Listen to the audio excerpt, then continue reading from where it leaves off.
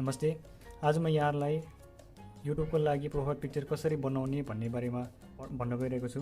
यसको लागि तपाईले पहिला सुरु एप स्टोरबाट यो Ibispaint X भन्ने एप्लिकेसन डाउनलोड गर्नुपर्छ, जुन चाहिँ 4.7 रेट रहेको छ।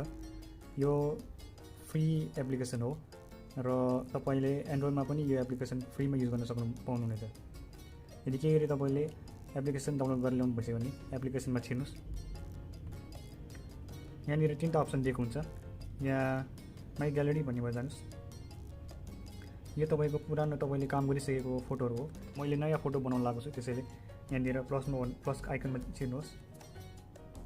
प्लस आइकनमा छिरेपछि तपाईलाई कुन साइजको फोटो मनपर्छ, जस्तै अब यो ट्विस्टरको लागि यहाँ भयो, हेडरको लागि यहाँनिर इन्स्टाग्रामहरुको लागि भयो र अरू अन्य विभिन्न साइजहरु तपाईलाई यहाँ राखिरहेको छ। तपाईले सबै सिलेक्ट गर्न सक्नुहुनेछ।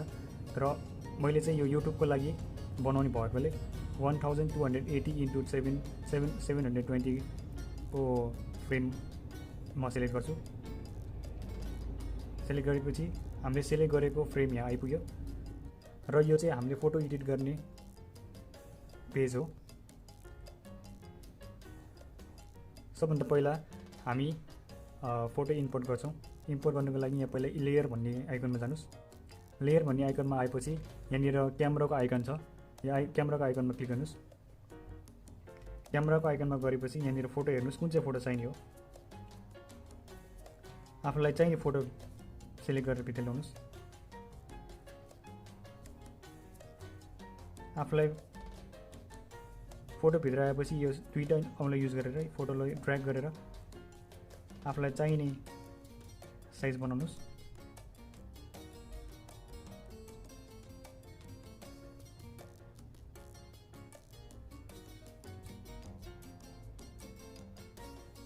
यो ठिक छ। फोटोको साइज ड्र्याग गर्नु भएपछि यहाँनिर ग्रीन टिक लगाएको साइन छ, यहाँनिर क्लिक गर्नुस्। यहाँ ओके गरिदिनुस् र यहाँनिर रेडमा क्लिक गर्नुस्, क्रसमा। पहिलो फोटो हाम्रोमा आयो, लेयर नम्बर 2 को। अब हामी फेरि अर्को फोटो ल्याउँछौँ। फेरि क्यामेरा आइकनमा जानुहोस्, अल फोटोमा जानुहोस् र कुन चाहिँ फोटो चाहिने हो त्यो फोटो सिलेक्ट गर्नुहोस्। म यो फोटो दिन्छु। फेरि यसलाई ड्र्याग गर्नुहोस्।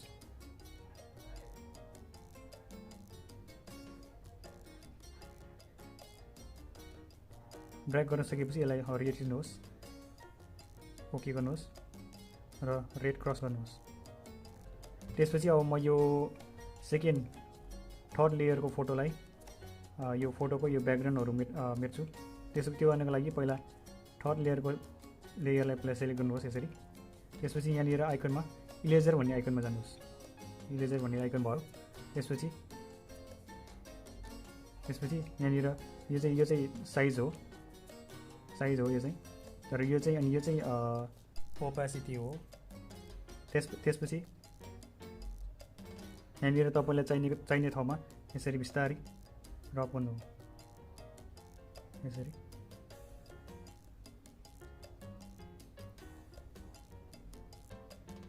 तपाईँ जुम गर्न सक्नुहुनेछ। जुम गरेर यसरी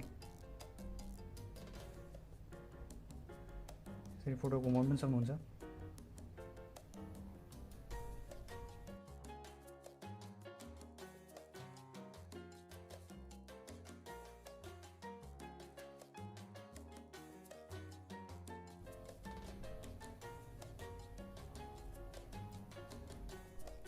र यसरी तपाईले ब्याकग्राउन्ड सबै मेटिसक्नु भएपछि अब यसलाई ड्र्याग गरेर आफूलाई मन लागेको ठाउँमा ड्र्याग गरेर राख्नलाई यहाँनिर लेयरमा जानुहोस् फेरि र यो कुन चाहिँ फोटोलाई ड्र्याग गर्ने हो त्यो फोटोलाई त्यो लेयरलाई सेलेक्ट गर्नुस्। त्यसपछि यहाँ मुभ आइकनमा थिच्नुहोस्। त्यसपछि यसलाई आफूलाई मन लागेको ठाउँमा ड्र्याग गर्नुस्। यसलाई दुईटा औँलाले ठुलो र सानो पनि बनाउन सकिन्छ। धेरै सजिलो छ यो एप चलाउनु, फोटोसप युज गर्नु पर्दैन।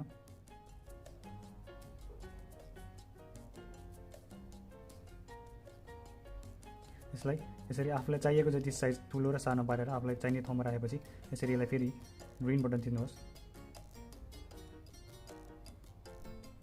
त्यसपछि अब टेक्स्टको पालो आउँछ। टेक्स्ट गर्नको लागि यहाँनिर टेक्स्ट बटनमा जानुहोस्। यहाँनिर र यहाँ फोटोमा थिचेर टेक्स्ट एड टेक्स्ट भन्ने आउँछ, एड टेक्स्टमा जानुहोस् र आफूलाई के लेख्न मन लागेको छ यता लेख्नुहोस्। म यसमा डिआइवाई लेख्छु।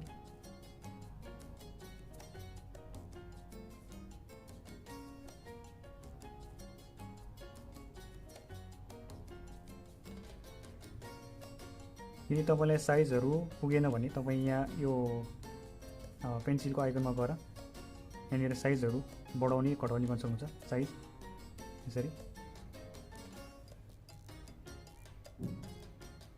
र स्टाइल पनि बढाउन सक्नुहुन्छ। यहाँ टेक्स्टमा तपाईँलाई कुन चाहिँ फन्ट चाहिन्छ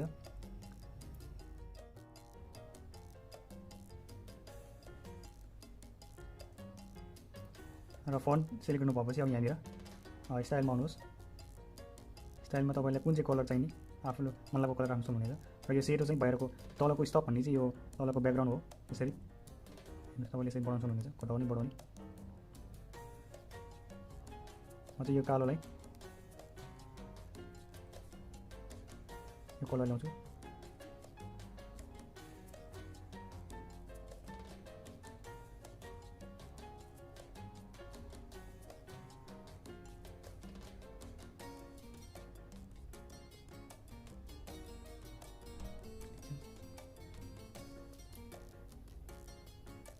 त्यसपछि म फेरि अर्को टेक्स्ट लेख्छु यहाँनिर।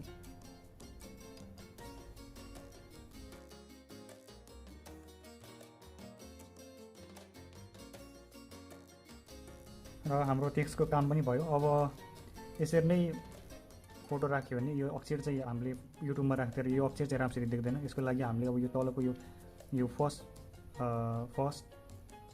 फोटो जुन छ, यो 2 नम्बरको लेयर जुन छ, यसको यो टेक्स्टको ब्याकग्राउन्डमा चाहिँ यो लेयर 2 को फोटो हटाउनुपर्छ। यसको लागि चाहिँ लेयर 2 मा सेलेक्ट गर्नुहोस् र इरेजर भन्नेमा जानुहोस् र आफूलाई कुन चाहिँ कस्तो टाइपले इरेजर गर्नु मन लाग्छ त्यो इरेजर त्यो ब्रस सेलेक्ट गर्नुको लागि यो यसमा जानुहोस्।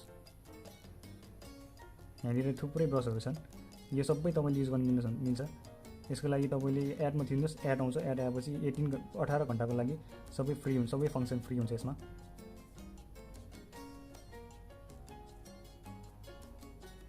मैले धेरै युज गर्ने चाहिँ यो हो वाटर कलर रियल भन्ने। म यसमा जान्छु, युज इट फर फ्री गर्नुहोस्, एड आउँछ। एड सकेपछि सबै फङ्सन फ्री हुन्छ 18 घन्टाको लागि। र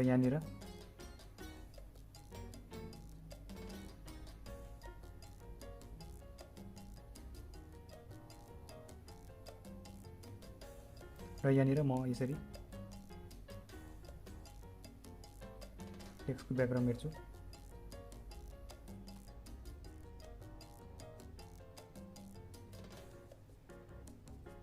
यहाँ पनि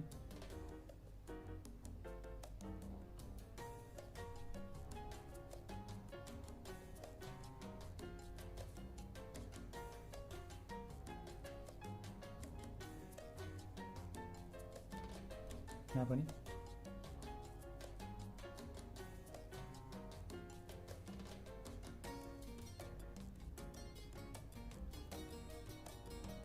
यहाँनिर अहिले तपाईँले लेख्नु भएको छ यो 3rd नम्बरको फोटोले अहिले छेकिरहेको छ।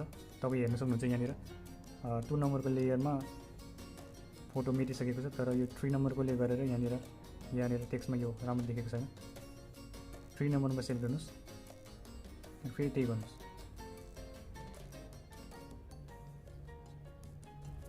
एकदम सजिलो छ।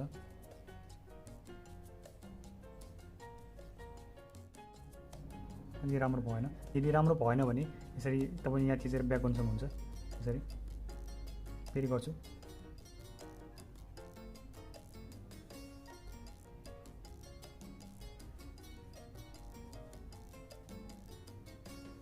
अब ठिक छ।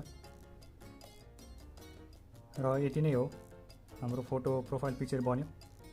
र यसलाई यदि फोटो बनाउन सकिसकेपछि अब यहाँनिर यो भित्र लेफ्टमा टर्न भएको एरोमा आउनुहोस्, यहाँ क्लिक गर्नुहोस् र सेभ एन्ड पिएनजी गर्नुहोस्। किनभने अरू जेपिजीहरू सेभ गऱ्यो भने युट्युबमा राख्नु मिल्दैन। युट्युबको प्रोफाइलमा राख्नलाई सेभ एन्ड पिएनजी मात्रै गर्नुपर्छ। त्यसैले सेभ एन्ड पिएनजी गरिदिनुहोस्। फोटो सेभ भइसक्यो। अब तपाईँ गएर आफ्नो ग्यालेरीमा हेर्नुहोस्। यहाँनिर फोटोमा जानुहोस्। फोटो आइसकेको छ।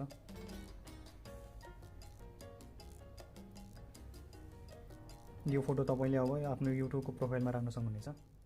भिडियो हेरिदिनु भएकोमा धेरै धेरै धन्यवाद।